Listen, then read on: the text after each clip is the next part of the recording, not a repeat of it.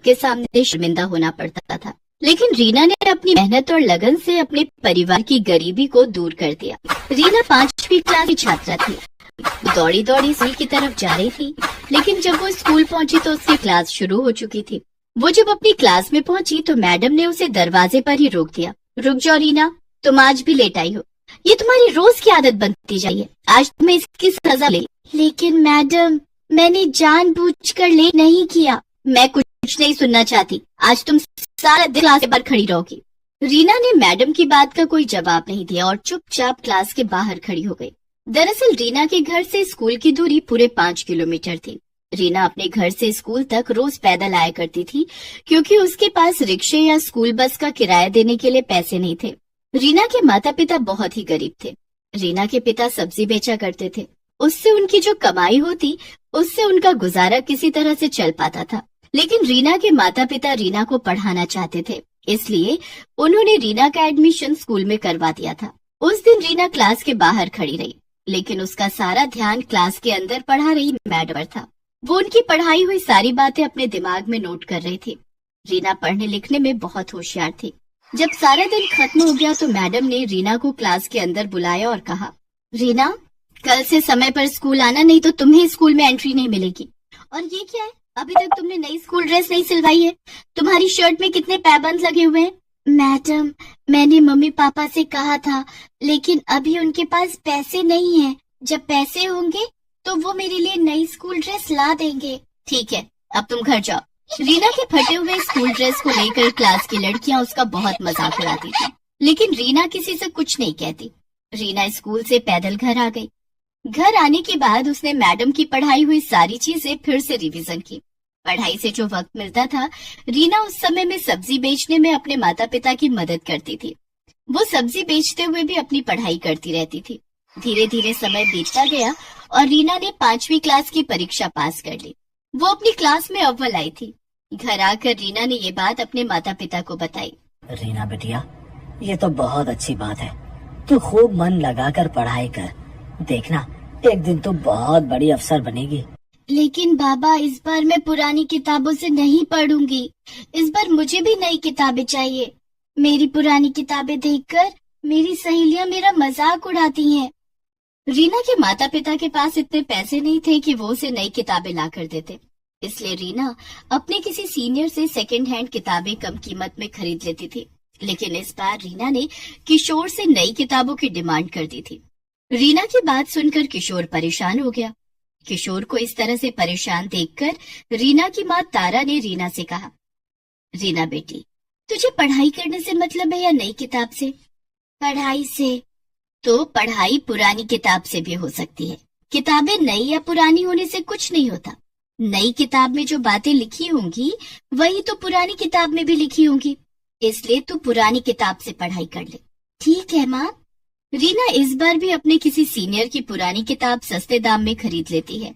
रीना की पुरानी किताब देखकर उसकी सहेलियां हंसकर उसका मजाक उड़ाने लगी। रीना, नई क्लास में भी फटी हुई किताब? इन किताबों में तो कवर लगाने की भी जगह नहीं है।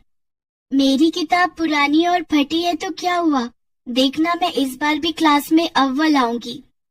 रीना इस बार और भी ज्यादा मन लगाकर पढ़ाई करने लगी। रीना अपने घर के हालात जानती थी, इसलिए वो कभी अपने माता पिता से किसी चीज की डिमांड नहीं करती थी। दूसरे बच्चों की तरह वो लंच में तरह तरह के पकवान नहीं लाती थी। एक दिन स्कूल में लंच के समय, चल रीना, खाना खाते हैं, बहुत भूख लगी है। ठीक है। पिंकी ने अपना लंच बॉक्स खोलकर देखा तो उसमें आज फ्राइड राइस और चिली पनीर रखे थे।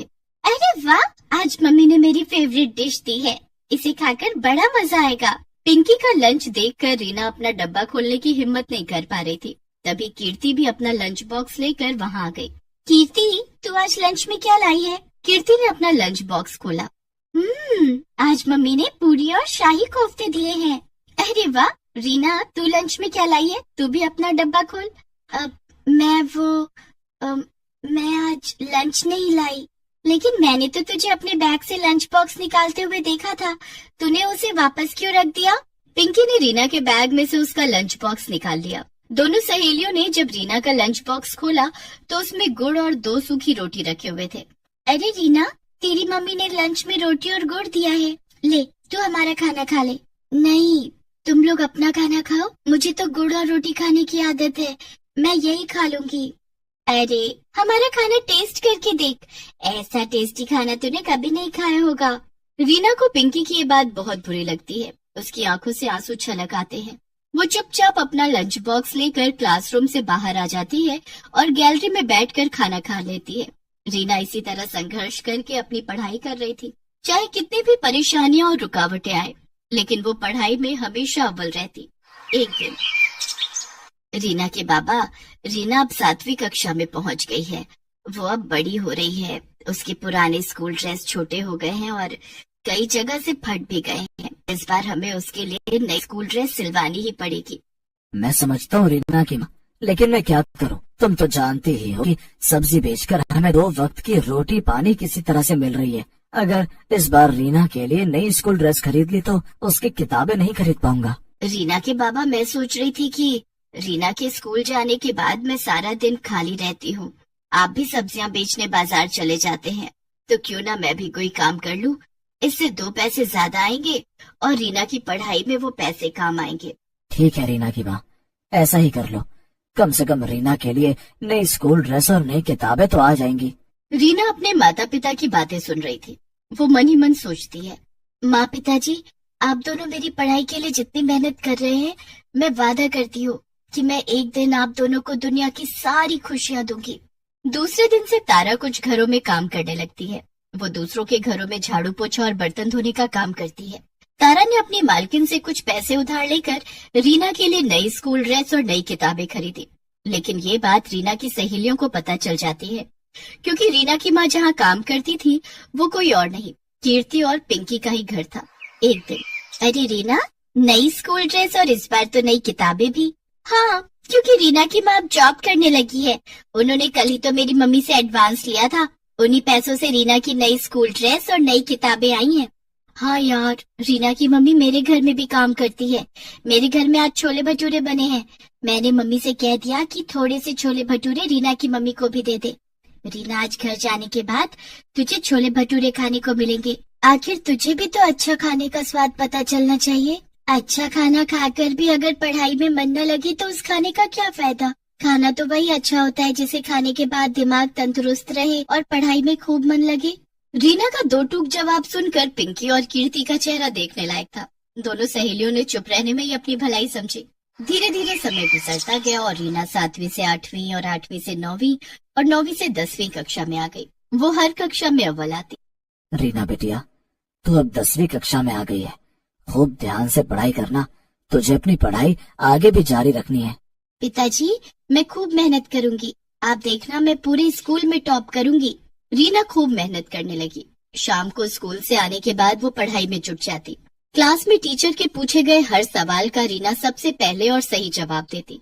पैदल स्कूल आना और पैदल घर जाना भी रीना के हौसले को तोड़ता नहीं, बल्कि और बढ़ा देता था। धीरे धीरे दिन बीत गए और 10वीं की परीक्षा का दिन भी आ गया। रीना, ये ले, दही चीनी खाकर जा, परीक्षा अच्छे से दे पाएगी। रीना ने पैर छूकर अपने माता पिता का आशीर्वाद लिया और परीक्षा देने पैदल घर से निकल पड़ी। लेकिन रास्ते में ही उसका जूता टूट गया। ओह, इसे भी अभी टूटना था। समय पर परीक्षा सेंटर नहीं पहुंची तो परीक्षा नहीं दे पाऊंगी, मुझे वहां तक जाना ही होगा। रीना ने अपने टूटे हुए जूतों को उतार कर हाथों में ले लिया और खाली पैर ही परीक्षा सेंटर की तरफ जाने लगी। चलते चलते उसके पैरों में छाले पड़ गए, लेकिन रीना के कदम परीक्षा सेंटर पर जाकर ही रुके। रीना ने अच्छे से अपनी परीक्षा दी। दूसरे दिन वो अपने पैरों में पॉलीथीन बांधकर परीक्षा सेंटर पहुंची, क्योंकि नए जूते खरीदने के लिए उसके पास पैसे नहीं थे। इस तरह से रीना ने 10वीं की परीक्षा भी दे दी।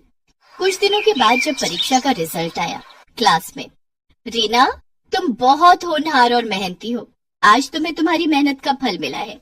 तुम इस स्कूल में ही नहीं, पूरे राज्य में 10वीं की परीक्षा में अव्वल आई हो। देखो, अखबार में तुम्हारी फोटो छपी है। मैडम ने रीना और पूरे क्लास को अखबार में रीना की फोटो दिखाई। इतना ही नहीं, आगे की पढ़ाई के लिए तुम्हें सरकार की तरफ से स्कॉलरशिप भी दी जाएगी। ये सब सुनकर रीना बहुत खुश हुई। वो खुशी खुशी जब घर पहुंची तो उसके घर के बाहर मीडिया वाले उसका इंटरव्यू लेने के लिए इकट्ठा थे। सबने बारी बारी से रीना का इंटरव्यू लिया। रीना की कामयाबी से उसके माता पिता बहुत खुश थे, रीना ने स्कॉलरशिप की मदद से पहले 12वीं और फिर कॉलेज की पढ़ाई पूरी की। उसके बाद प्रतियोगिता परीक्षा की तैयारी करने लगी। कुछ सालों की कड़ी मेहनत से रीना ने आईएएस की परीक्षा पास कर ली थी। रीना अब एक आईएएस ऑफिसर बन चुकी थी। रीना ने अपने आप से जो वादा किया था उसे पूरा कर दिखाया।